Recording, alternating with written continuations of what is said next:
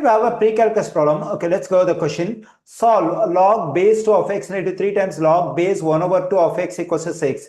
Okay, so here we have to solve this equation. That is, we have to find the value of the variable x in this equation. Okay, now let me write this given equation as it is. That is log base 2 of x negative 3 times log base 1 over 2 of x equals to 6.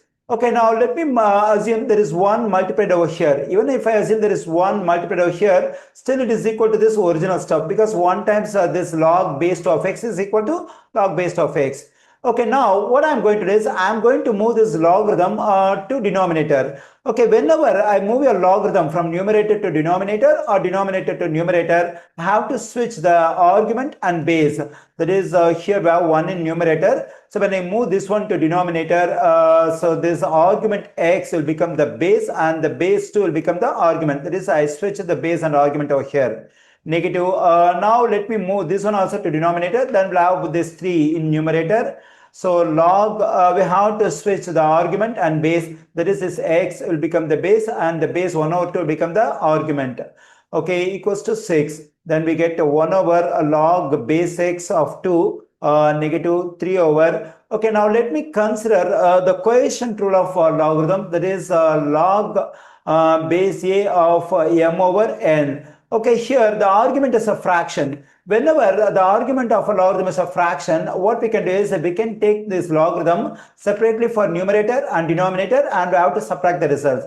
That is log base a of m negative log base a of n. So this is called quotient rule of logarithms. Now let me use this quotient rule over here for this one, because in this logarithm the argument is a fraction. So now what we can do is we can write log base x of 1 negative log base x of 2. That is, I have taken logarithm separately for numerator and denominator and subtracted the results.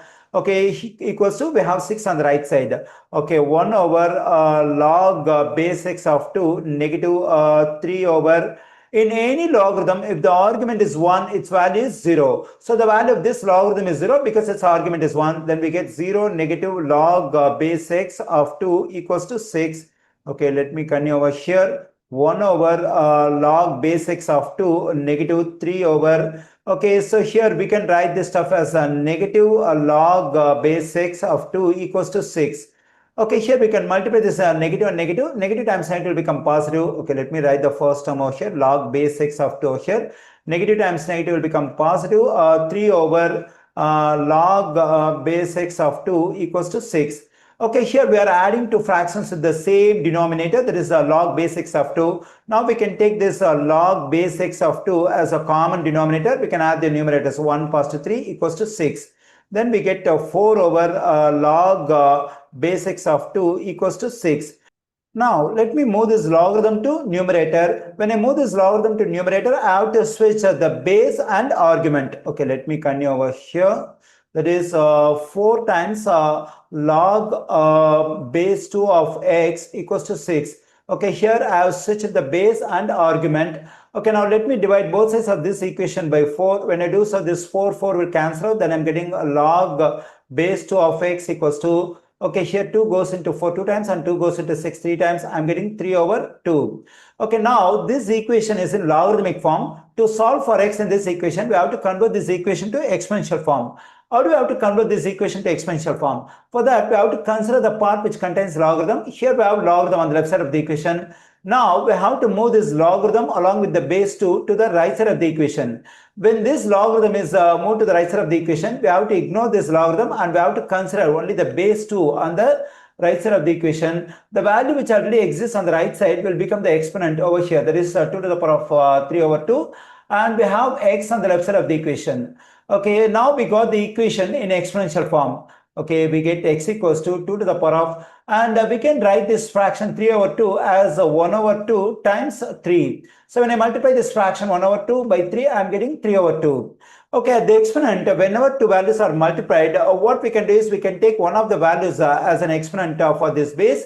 Okay, let me show that. Okay, let me write 2. Okay, in these two values, let me consider the first value 1 over 2 as an exponent for the base 2. And we have to consider the other value as an exponent for the whole stuff over here. Actually, this is a power of a power rule in exponent. Okay, x equals to, whenever we have exponent 1 over 2, it can be written as square root of for the base over here, that we get square root of 2 whole to the power of 3. Okay, since we have exponent 3 for this square root of 2, we can multiply square root of 2 3 times and multiply them. Let me do it, sorry.